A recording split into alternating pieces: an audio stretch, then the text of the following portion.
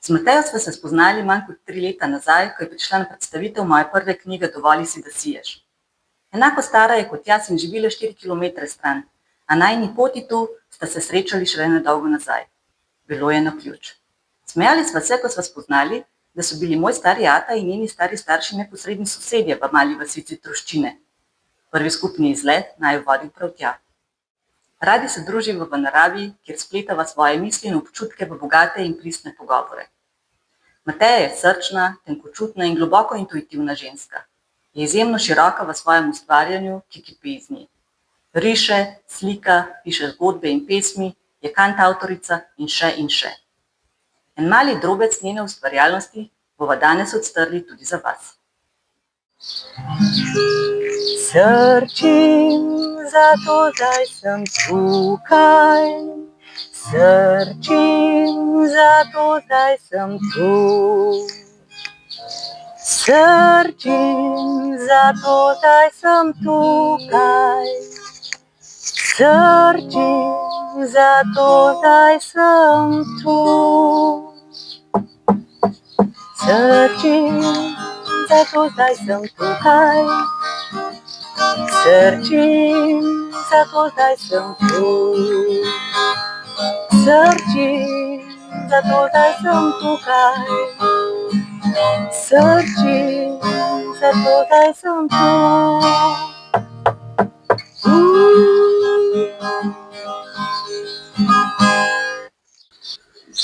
Živjo, Mateja, danes smo tukaj pri tebi na terasi v tem čudovitem vonju sivke tukaj pred nama in pod gnezdom štorka.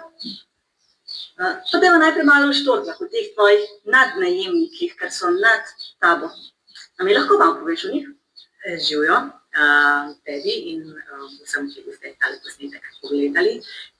Ja, v čast si štejem, da so tukajle naš drog električni zbrale štorkle.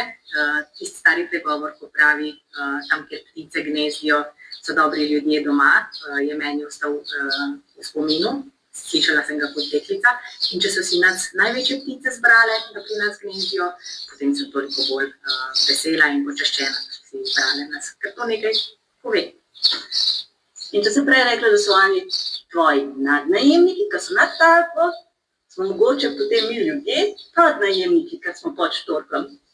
Ja, jaz bi rekla, da smo ljudje podnajemniki narave, kakorkoli se obrnemo, kakorkoli hočemo ali pa nočemo to priznati.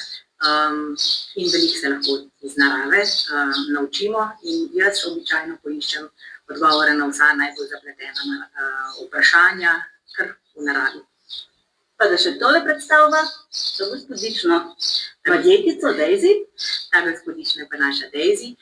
In tako kot radi pravijo, da se vsi obnašajo po lastnikih, je tudi ona zelo rahločutna kuža. Zelo rahločutna punčka. Ja, Mateja, ti si zelo rahločutna ženska in midva sva se spoznali ne tako dolgo nazaj, ob knjigah seveda, ki jih obe piševa. In tvoja prva knjiga je Pustolovščina srca. A lahko malo poveš o njej, jo predstaviš? Ker to knjiga, ki vsebuje mnogo tvojih kreacij. Zgodbe, pesmi, slike in fotografije. Res je. No, da malo dopolnim, spoznali sva se midve takrat na tvoji predstavitvi tvoje prve knjige.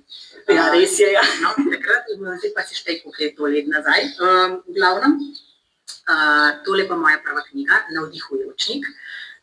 In je preplet mojih avtorskih slik, fotografij, kratkih zgodb, avtobiografskih zgodb, poezije, kantavtorskih pesmi in pa tudi nekaj sporočil iz medijnega sveta. Jaz toplo priporočam, da knjigo najdete ali kje v knjižnici, še bolj pa pri Mateji, da jo kontaktirate in naročite. Zdaj pa, ti si meni govorila o različnih odzivih ljudi na to knjigo. A mogoče kakšnega podeliš še z ljudmi? Ja, lahko. Ker si rekla, da je knjiga navdihujočnica, navdihujoča knjiga, Pa dajmo par navdihov podeliti. Ja. Knjigo sem poimenovala Navdihujočnik, ker ni priročnik, ne? Niso notri navodila za uporabo, ampak so navdihi, ki so prišli z nevidnega sveta do mene in so se skozi mene na različne načine, kot sem že prej omenila, prelili in so pristali potem v obliki te knjige z naslovom Pustolovščina srca. Naj povem, da se knjiga lahko bere od začetka do konca, lahko pa se bere tudi tako, da jo odpreš nekje na ključni strani in življenje samo je do zdaj pokazalo in meni in ostalim, ki so jo prijeli v roko, da so dobili točno tisto sporočilo, ki je bilo tisti trenutek najbolj aktualno. Dava, kakšno je zdaj sporočilo za naše gledalce? No, pa poglejmo. Zdaj uglasiva se, ne, kaj je najboljše sporočilo.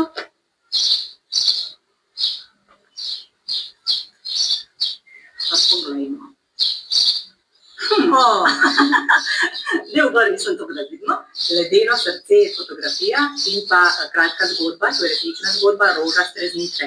Zdaj malo je predolga, da bi jo zdaj prebrala, ampak jo pa sem malo opiš. Vas pa vabim, da si jo preberete, ker je res, to je ena najbolj takih humornih zgodb v tej knjigi. Ampak v tak vroč dan ledeno srce. Ja, ledeno srce, ker pa govori o enem gospodu, neznancu, ki sem ga srečala na vlaku. Bil je gospod opit že in ko je sprevodnica od njega zahtevala vozno karto, je vstal in iz zadnjega žepa iskal vozovnico in potem je seveda ni ravnotežje, ni funkcioniralo in je skoraj padel in v razplet. V glavnem preberite si, taka zabavna, no, ampak ima pa globoko sporočilo notri, da tudi ledeno srce s pravim malenkostnim pristopom lahko začne spreminjati svojo obliko. Zelo, zelo pomembno sporočilo za današnji čas. No, pa da se vrniva nazaj tistim navdihom oziroma odzivom ljudi na tvojo knjigo. Ja, eden izmed zelo dragocenih odzivov je, ko je ena nekdanja sodelavka prijela to knjigo v roke in naredi takole in reče: kaj je v tej knjigi? To se mi še nikoli ni zgodilo. Mimogrede, ona je strastna bralka, prebrala žnjo knjig v življenju. Rekla, to se mi še nikoli ni zgodilo. Kar nekaj elektrika gre po meni. Kaj je v tej knjigi? Jaz hočem vedeti, kaj je noter. In jo je potem kupila in prebrala in ja, meni je bilo pa to, ta njen odziv, čist spontan, prvi odziv nad vse dragocen. Očitno ima izostrene čute in je čutila že ob dotiku, da je notri nekaj, kar jo je poklicalo. Ti si prostovoljka tudi v hospicu, pa tudi tam si imela nekaj zelo pozitivnih povratnih informacij. Če kakšno podeliš, saj eno. Notri je tudi ena pesem, Poslanica miru, se ji reče čisto kratka pesem, ki je nastala med mojim prvim spremljanjem gospoda z tumorjem na možganih. Jaz sem ga začela spremljati v zadnji fazi, rečemo temu na njegovi zadnji postaji. Zelo težka situacija, zelo močno obremenjeno čustveno telo. Jaz temu rečem, čustveno omaro smo mogla konkretno premetati in po predalčkih predelati. In v podporo je prišla z navdihom pač ta pesem za njega, Poslanica miru, kasneje sva jo pela tudi skupaj. Jaz sem ukulele vzela vsakič na spremljanje s sabo, no in prišel je trenutek, ko gospod ni mogel več govoriti, bolezen je naredila svoje. In jaz sem mu pač samo prepevala, se rekla, da ne on pa kar počiva in posluša. In v nekem trenutku je gospod začel peti z mano. In je od začetka do konca zapel pesem z mano. Jaz sem bila tako presenečena, da sem še skoraj od presenečenja nehala, ampak sem se v pravem trenutku zavedla, da sem še dvakrat ponovila, ker je res zelo kratka pesmica. In od začetka do konca brezhibno jo je uspel zapeti. In potem, ko sva končala, sva hotela ubesediti, kaj se je pravzaprav zgodilo, niti ene besede ni mogel izgovoriti. In potem edina razlaga, ki je meni tisti trenutek prišla v misli, je bila, da sem rekla, telo ne zmore več, glava ne zmore, duša pa je pela. Duša in srce, ne? In on je bil s tem pomerjen in mi je tako pokimal, no in potem je kmalu zatem po noči v spanju umrl, šel na drug planet raziskovati. Skratka, knjiga je res pustolovščina srca, ki nas vodi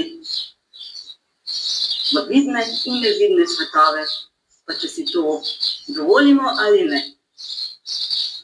Preberite jo.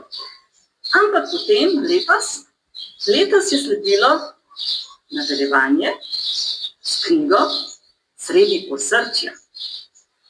Ja, to je pa zbirka poezije moje. Tako, pot me je peljala, navdihi so me peljali, da smo s pustolovščino srca prišli sredi osrčja. Mimogrede, naslovnice so moje avtorske slike. In Sredi osrčja je pa zbirka moje poezije, take zelo intimne in mojih uvidov. Razdeljena je na dve poglavji, in sicer občutki in pa trenutki. Pa mogoče, da preberem eno pesem, zadnjo iz te zbirke. V bistvu, ko me ljudje vprašajo, kdo sem, se najlažje predstavim takole. Kdo sem? Ime mi je zelo pri srcu. Izvorno pomeni božji dar, hvaležno in odgovorno ga nosim. V sebi sem preplet radožive otroškosti, materinske skrbi in fokusa udejanjanja. Za rast sem si izbrala 4 temelje: srčnost, sočutnost, iskrenost, iskrivost. Pomembni so mi trenutki in občutki. Sem Mateja in srčnik. Kako lepo. No, ampak to nista edini knjigi. Mateja je izdala še 3. knjižico, Duh skalcak. Ja, to je pa pravljica za velike in majhne otroke, ki je nastala pred leti, ko sta z možem pohajkovala po pohorskih gozdovih. In tam na Slivniškem pohorju sem jaz zagledala en slap, ki me je nagovoril, da ga lahko pokažem. In na tistem pohajkovanju sem jaz posnela fotografije in ko sem fotografirala s telefonom, je kar vzporedno se rojevala tudi ta pravljica, ker namreč iskala sem razlago, kakšne te poti, ob poti, ki so včasih table, učne poti, pa so table. Nič takega nisem tam našla, da bi mi razložilo, zakaj je tam jezero črno barve, pa zakaj je voda temna, pa take stvari. In potem sem si jaz to s pomočjo domišljije razložila sebi in drugim, ki bi jih morda zanimalo, zakaj so stvari tam na Slivniškem pohorju okrog Framskega slapa takšne, kot so. Skratka, Duh skalcak vabi velike in majhne otroke, da ga pridete pogledat v živo njemu domov. Še prej lahko preberete. Pa bi te prosila, da podeliš še eno anekdoto z nami, in sicer odziv enega fantka, ko si predstavljala pravljice, in mali fantki seveda ne poslušajo več pravljic, ko so ti mali fantki že malo večje fantje, niso več toliko za pravljice, ampak skalcar ga je pa poklical. Ja, to je bilo pa na taboru Levje srčnih. To je tabor, poletni tabor vseslovenski za otroke, ki so izgubili mamice, očke, bratke, sestrice. In jaz sem kot prostovoljka Slovenskega društva Hospic na tistem taboru pomagala in sem prebrala pravljico Duh skalcak otrokom, potem smo šli pa na pohod do tega slapu. In do mene pristopi med tem, ko smo hodili fant, srednjošolec, in rekel, veste, jaz sem že malo velik, pa sem že prerastel, ne verjamem več v pravljice. Popolnoma razumem. No, pridemo mi do tega Framskega slapa, se razgledamo in gremo potem nazaj. In on pride spet do mene in pravi, veste kaj, ampak to je pa zaresno, jaz sem ga res videl. On me navdušil s tem svojim odzivom, rekla, hvala ti za ta odziv, zelo iskren je bil. Ja, ker čisto zares, vse te odtise v kamninah lahko tam dejansko vidite, o katerih jaz pišem, in duha, ki se masira, ki ima vodno masažno kopel pod slapom, tudi lahko uzrete, če pristopite tja.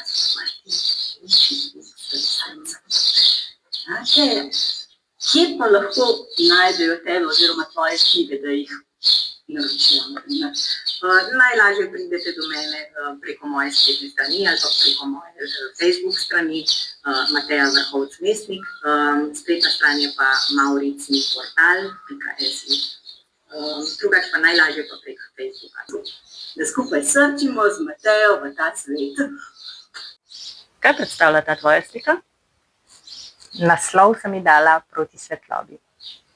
In v bistvu predstavlja, kar si kdo zamisli, kar kdo vidi. Moja interpretacija pa je, da na začetku je pot široka in nas premetava levo-desno. Imamo veliko manevrskega prostora. Potem pa se skozi ovinke vzpenjamo navzgor, pot je bolj ovinkasta in ožja, ampak ne glede na to, kateri in kakšni odtenki izzivov na levi in na desni nas spremljajo, vedno nas vodi, usmerja in polni svetloba od zgoraj. Ti srčiš v svet na vse načine, skozi glasbo, skozi slikanje, skozi pesem, skozi pisanje. Ja, na različne načine. In tejle sliki sem dala naslov Vrtinec življenja. In naj gledalca, gledalko vrtinec življenja posrka v osrčje za ta trenutek. Veš, kaj je najbolj zanimivo? Ko je ta tvoja slika visela v knjižnici, v Grosuplju, sem se jaz ob njej slikala, preden sva se midve sploh spoznali. Zanimivo, ni slučajev, jaz pravim. Ne, vse je na ključ. Ja. Ta je pa zelo energična slika. Kaj pa predstavlja? No, to je pa vprašanje za odrasle. Imam pa eno zanimivo anekdoto v zvezi s to sliko. To sliko sem imela razstavljeno na enem množičnem dogodku v središču Ljubljane pred leti. In mimo je prišel en deček, tam kasneje mi je povedal, da je star 8 let. Slovensko je bolj slabo govoril, ker sta bila starša iz Rusije, ampak v angleščini sva se potem sporazumela. V glavnem, čist je bil navdušen nad to sliko in on mi je začel pripovedovati o tem, kaj vse mu ta slika pripoveduje. Brez da bi me vprašal, kako je naslov, kaj predstavlja ali pa nekaj takega, kar si me zdaj ti vprašala. On mi je sam začel pripovedovati, kaj mu ta slika pripoveduje in pripovedovala mu je, to je najbolj fascinantno, pripovedovala mu je enako kot meni. Tako da jaz zdaj tebi ne bom odgovorila, naj slika sama zase pripoveduje vsakomur po svoje. Skratka, naj si vsak sam razloži oziroma naj vsak sam tenkočutno prisluhne, kaj slika nagovori njemu in njej. Srčenje je proces, ki izhaja iz srca, ne pa iz racije, iz možganov. Zato tudi ti zelo rada poveš in napišeš na kratko. Res je, nimam rada dolgovezenja, zato pa tudi upam, da tale najin podcast zelo kratek, ker jaz sem po duši otrok, no, to mi je uspelo nazaj iz glave v srce prehoditi pot, tudi s pomočjo najmlajših otrok, ki so mi pri tem pomagali in so me znova naučili, kako se živi življenje in kako se ustvarja iz srca in kako se raziskuje in tako da sem se spomnila na tisto pristno in naravno skrivnostnost, da ni vseh odgovorov takoj na pladnju, da se moramo za njih malo potruditi, tako da naj tudi tole ostane, da ne poveva vsega in da ne poveva preveč. Ravno prav in ravno toliko, da če pri kom potrkava na tole nadstropje. Prav. Bom tokrat upoštevala tvojo željo, se vedno upoštevam željo vseh, ne? In bo ta podcast res kratek, ampak zelo raznolik. Mogoče pa samo eno čist kratko prošnjico, če boš za. Povej. Začeli smo ta podcast s kitaro. A te lahko nahecamo še za eno pesmico na ukulele, ki si jo prej omenila? Aha. No, bom se potrudila. Hvala, Mateja. Čas je, za pustolovščino srca. Kamle, življenja pot me zdaj pelja. Čas je, za pustolovščino srca. Kamle, življenja pot me zdaj pelja. Mateja pravi, da ne rabi veliko besed. Na kratko pove, kar je zapovedati. Ostalo je vibracija srca, ki se širi in širi. V svoji pesmi poje: srčim, zato zdaj sem tu. Res je. Srči, sije, sveti in sveti ta svet. Je ženska svetloba v očeh. Hvaležna sem in veselim se vsega, kar spletava v najino girlando prijateljstva, druženja in ustvarjanja.